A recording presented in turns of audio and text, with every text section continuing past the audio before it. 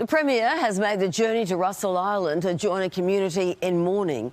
6 of their own died in Sunday's horrific house fire, including 5 young brothers.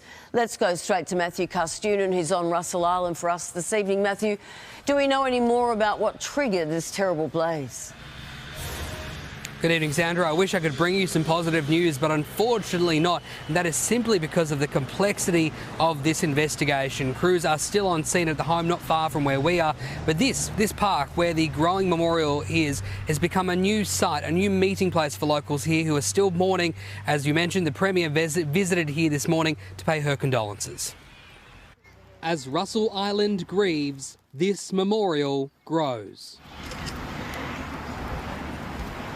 The Premier today visiting a community in mourning, paying her respects on behalf of all Queenslanders.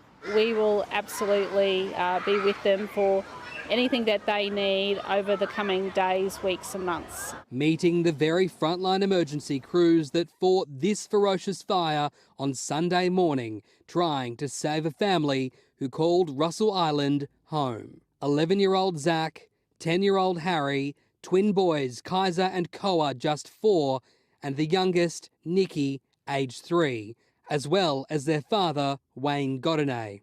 To lose so many lives and so many young lives in such a tragic event, our hearts break. Outside Russell State Primary School, where these boys learned, played and made lifelong friends, sits a chain of broken hearts. The scenes that you've seen here is very, very rare in our state, and it's probably one of the largest tragedies we've had in recent years. And 2 days on, so many questions still need to be answered.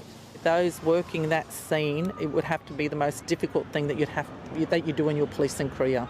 The complexity of this police investigation cannot be understated. Forensic crews need to be careful but also meticulous, down to the millimetre, ensuring the integrity of the crime scene is maintained, all in the hopes of providing some answers following this terrible tragedy. A fire of that intensity, it will be difficult to know whether there were smoke alarms present or not, but that will be part of the investigation. And as the number of flowers, toys and trinkets grows, so too the support.